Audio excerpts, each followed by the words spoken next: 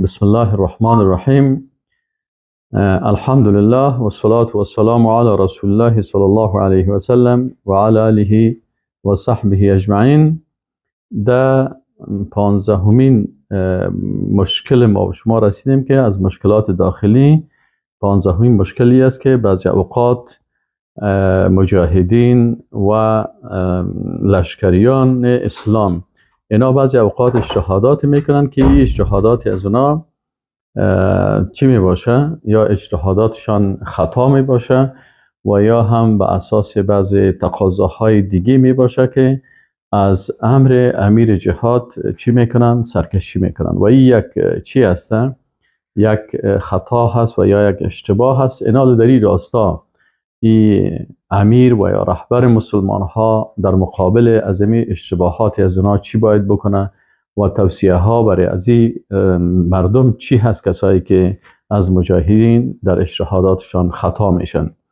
خب اصل مسئله در این است که ما شما در آیت 152 سوره آل عمران میخوانیم که رسول الله صلی الله علیه و سلم وقتی در ساحه بدر رفتن، در سایه احد رفتن و اونجا به خاطر ترتیب و تنظیم اماکن استراتژیک برای مجاهدین اسلام 50 نفر از مجاهدین از صحابه کرام اینا در بالای یک کوه بود، یک تپه بود، در اینجا اینا را قرار داد و برای اینا گفت که شما 50 نفر تیرزن هستین، اینجا می باشین و به خاطر از اینکه وقتی ما در سایه معرکه می باشیم از پشت سر دشمنا در کمین می باشن و از اون را میان و حمله میکنن سر ما تا ما را مثلا از پیشروی اینا بگیرن و از پشت سر اونا حمله بکنن و مسلمان ها در وسط بانن.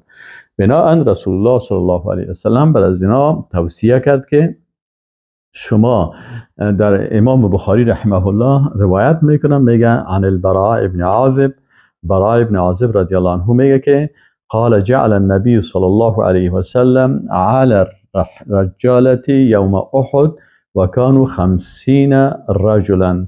میگه بالای امو کسایی که تیرزنا بودن و 50 نفر بودن، عبدالله ابن جبیر رضی الله عنه را وظیفه داد که شما در رأس از اینا امو به حساب امیر از اینا باشین و اینا در امونجا چی کنن؟ در اونجا در بالای امو کوی رمات در امونجا باشن. این رأیتمونا، رسول الله صلی الله علیه و سلم برشانی قسم توصیه کرد، گفت این رأیتمونا تخطفنا، گفت اگر دیدین ما را تخطفنا الطیر، دیدن که حتی پرنده ها میان سر جسدهای ما و ما را میخورن، یعنی ما کشته شدیم و پرنده ها میان جسد ما را میخورن، فلا تبرحوا مکانکم، شما از اون جایتان حرکت نکنید، حتی ارسل علیکم، تا که ما تعقیب شما کسی روان بکنم، شما را صدا بکنم که بیاین پایین شین. و این رأیتمونا هزمنا القوم و اوطعناهم، و اگر دیدن که ما امی دشمنا را شکست دادیم و ایا زیر قدمای ما شدن، فلا تبرحوا حتی ارسل علیکم، باز هم شما از جایتان حرکت نکنین تا که ما براتان یک کس روان بکنم. وقتی که اینا اونجا بودن و رسول الله صلی الله علیه و سلم امو توپوگرافی یا اماکن استراتژیک جنگی را که به می شکل ترتیب کرده بود که رمات در اونجا باشن، 50 نفر پایین نشن و دیگرها در مقابل دشمن صف بگیرن، به این خاطر رسول الله صلی الله علیه و سلم وقتی که اینا را توصیه کرد، مثل که ما شاگردان را توصیه میکنیم که زیاد خیر خیزک نزنین تو ذهن آدم خراب کردن میرن، اینال برشان میگیم که قرار بشینن درس گوش بگیرین. اینال چی کردن؟ وقتی که یک نفر به اطاعتی میکنه، حتی در ذهن انسان خراب میکنن، در جبهه خود چی میکنه که بیخی خرابی میکنه. اینال وقتی که رسول الله صلی الله علیه و سلم اونا را گفت که شما این قسم منظم اینجا باشین و تا به هیچ شکل پایین نشین، اونا در اموجا بودن، دشمنا خواستن که از پشت سر بیاین و حمله بکنن، اونجا تیرزنا و اونا را مانع می شدن و اجازه نمیدادن که بیاین. خلاصه ای شد که فهزموهم، مشرکین چی شدن؟ در غزوه احد شکست خوردن. قال فانا والله، امی راوی که براء رضی الله عنه است، این میگه که قسم به الله است که میگه مرعیت النساء یشتددن قد بدت خلاخلهن و اسوقهن رافعات. میگه من امو خانم هایی که آمده بودن در غزوه احد که در جمله از و هند هم بود، خانم ابو سفیان، که اینا مردها را تشویق میکردن برای جنگ. میگه من دیدم که حتی می زنا فرار میکردن از این معرکه وقتی که دیدن که مردایشان شکست خورده. میگه حتی امی پایایشان خلاخل و اسوق، میگه حتی امی پایایشان و پابندهای از یا کسن پازیبهایشان میگه معلوم میشد که همه تو گریخته میرفتن و که لباسهای خود بلند گرفته بودن و میگروختن. فقال اصحاب عبدالله ابن الزبیر، اینجا میگه در اینجا وقتی که اونا شکست خوردن و فرار کردن مشرکین، در اینجا میگه چی شد؟ همین کسایی که در سر کوه بودن از رماد، یعنی کسایی که زیر دست عبدالله ابن جبیر بودن، میگه یا گفتن الغنیمه ای قوم، گفتن او قوم حالا وقت شکست خوردن رفتن، ما و شما الحمدلله پیروز شدیم، حالا که دیگرها غنیمت میگیرن از پیش ما و شما میمونن. الغنیمت ظهر اصحابکم فما تنتظرون. دیگه اینال فقال عبدالله ابن جبیر، میگه اینا گفتن که چی انتظار میکنن، وقت شکست خوردن بین دیگه که بریم ما و شما هم امرای دیگرها غنیمت بگیریم. فقال عبدالله ابن جبیر، میگه عبدالله ابن جبیر بهشون گفت که انسیتم ما قال لكم رسول الله صلی الله علیه و سلم، آیا شما فراموش کردین چیزی که بر شما رسول الله صلی الله علیه و سلم چی گفت؟ قال والله لنأتین الناس فلنصیبن من الغنیمه. گفت قسم به الله هست که ما میریم پایین میشیم و از غنیمتی که حق ما میرسه باید ما هم بگیریم. فلما اتوهم صرفت وجوههم، میگه وقتی که اینا پایین شدن رویشان این طرف شد. میگه بعد از او دشمنا از پشت از پایان دیدن که یا نیستن تا شدن یک چند نفره که کم مانده دیگه اکثریتشان یا رفتن، دشمنا هم از پشت تپه آمدن حمله کردن و اقبلوا منهزمین. این میگه مسلمان ها چی شدن؟ شکست خوردن. در اینجا چی قسم شد که از پشت سر دشمنا از پشت سر آمدن، ایدگاهی که فرار کرده بودن اینا دیدن که صدای از اونا رو وقتی میامدن تو چیغ میزدن، صدای چیغ مشرکین که شنیدن و پس روی خود دادن، آمدن مسلمان ها در وسط ماندن، در وسط ماندن و از اون طرف حمله کردن یا از این طرف آمدن حمله کردن. این سبب چی شد؟ سبب شکست مسلمان ها شد. اینال اینجا چون اینا اصحاب رسول الله صلی الله علیه و سلم بودن و اینا این کار کردن، الله متعال چی میگه؟ الله متعال میگه ولقد صدقکم الله وعده، یقینا که الله وعده خدا با امرای شما راست کرد. یعنی وعده کرده بود که استحسونهم باذنه، میگه ای که شما اونا را چی میکنین؟ نابود میکنین و مغلوبشان میکنین، به اذن الله اینا را میکنین و این کار الله وعده خدا صدق کرد و شما کردین. حتی اذا فشلتم، تا ای که شما چی کردین؟ شما سستی کردین و تنازعتم فی الامر، و در این مسئله در بین خود اختلاف کردین، مجادله کردین و عصیتم و نافرمانی کردین من بعد ما اراکم ما تحب، من بعد ما اراکم، بعد از اینکه بر شما نشان داده شده بود شما چی کردین؟ نافرمانی کردین از امر امیر جهاد. خب ما تحبون منکم، وقتی که بر شما چیزی که بر شما نشان داده شد، ما تحبون منکم، اون چیزی که بعد از اینکه بر شما من بعد ما اراکم، بعد از اینکه شما را نشان داد، ما تحبون آنچه که شما دوست دارین. یعنی شما دوست داشتین که دشمنا را بالایشان کامیاب شوین و غلبه حاصل شود، الله بر شما امو غلبه را داد و کامیاب شدین و مسلمان ها پیروز شدن. لکن شما چی کردین؟ این شما اینجا از امر در مقابل امر امیر جهاد اجتهاد دیگه کردین، از دل خود منازعه کردین و مخالفت کردین. منکم من یرید دنیا، بعضی از شما کسایی هستن که دنیا طلبی میکنه، و منکم من یرید الاخره، و بعضی از شما آخرت میخواه.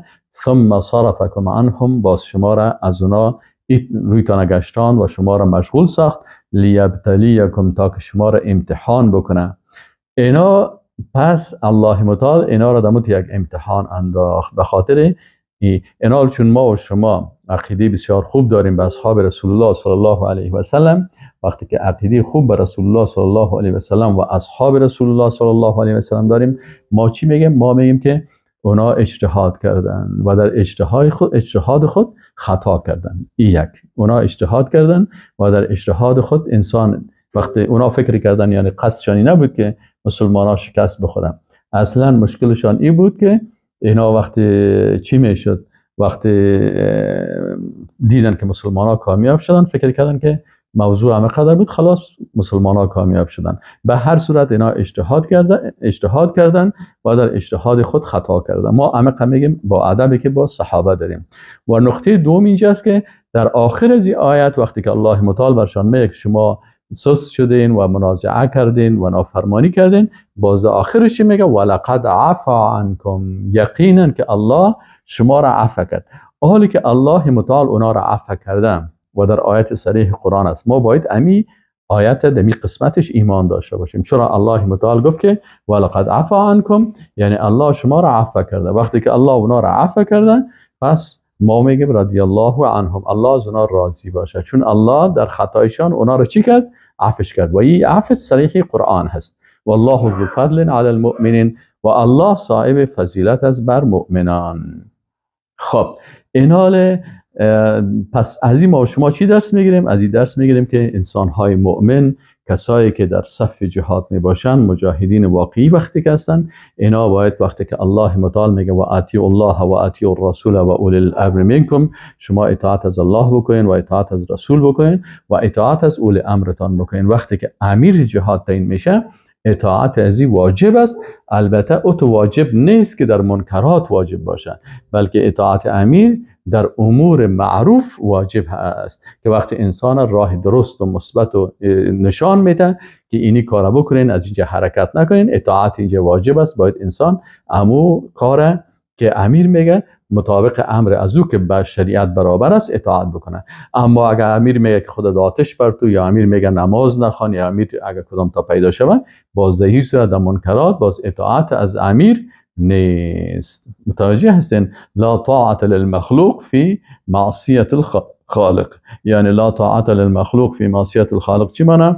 یعنی برای مخلوق اطاعت نیست در معصیت خالق متعال، که کسی معصیت خالق بکنه و اطاعت از مخلوق بکنه. خب نقطه دیگه 16 نقطه که است، مشکل فرار از معرکه هست. یک تعداد وقتی که دشمن آمدن و حمله کردن، بعضی از صحابه چی میشدن؟ وقتی که بسیار فشار زیاد آمد، اینا از امو چیز فرار کردن. استسعدون، این هم یک مشکل است، لکن رای حلشی است. استسعدون ولا تلون علی احد. اینا میگه که وقتی که اینا فرار کردن به طرف همو کو بالا رفتن، وقتی که شما به طرف کو بالا میرین، ولا تلون علی احد، و هیچ توجهی به هیچ کس نمیکنین، و الرسول یدعوکم، در حالی که رسول الله صلی الله علیه و سلم شما را صدا میکنه، فی اخراکم، از عقبتان، از پشت سرتان صدا میکنه که نرین بالا، نشین، بیاین معرکه را ادامه بدین. فاصابکم غما بغم، باز میگه بر شما غم رسید بالای غم، دو غم سر به سر بر شما رسید. لکی لا تحزنون، تاکید که شما جگرخون نشین، علی ما فاتکم، به آن چیزی که از شما فوت شده، ولا ما اصابکم، و نه به آن چیزی که بر شما رسیده. والله خبیر بما تعملون، و الله با خبر است به آن چیزی که شما چی است، از آن چیزی که عمل میکنین. در این قسمت عبدالله ابن عباس رضی الله عنهما میگه که غم اول به سبب شکست بود، و آنگاه که گفته شد و رسول الله صلی الله علیه و سلم کشته شده، یعنی یک غم بسیار غم کلان بود که شکست خوردن، و گفت برشان خبر رسید که رسول الله صلی الله علیه و سلم هم به شهادت رسیده. و دوم غمی بود زمانی که مشرکان به بالای کوه برای آنان دوباره حمله کردن. اینا طرف کوه دویدن، دشمنات امی مشرکین طرف کوه هم از پشت سرشان آمدن. این غم دومی بود. عبدالرحمن ابن عوف رضی الله عنه میگه غم اول به خاطر شکست بود، و دومی وقتی که گفته شد که رسول الله صلی الله علیه و سلم کشته شد. همین که میگه غم بالای غم آمد، این از این خاطر بود. غم اول چی بود؟ عبدالرحمن ابن عوف میگه میگه شکست بود، این یک غم کلان بود. و غم دومی چی بود؟ میگه وقتی که بر از اینا گفته شد که رسول الله صلی الله علیه و سلم کشته شده هست، به شهادت رسیده. این دیگه بسیار غم بزرگ بود و این در نظرشان شدیدتر و بزرگتر بود از شکست کردن. و سدی رحمه الله میگه غم اول به خاطر از دادن غنیمت ها بود و غم دومی به خاطر غلبه دشمن. خب این غم ها را علما به می قسم تفسیر کردن. به هر صورت اینجا هم چی شد که بسیاری وقتا مثلا از پیش بعضی ها مثلا اشتباه میشه که وقتی سر فشار زیاد آمد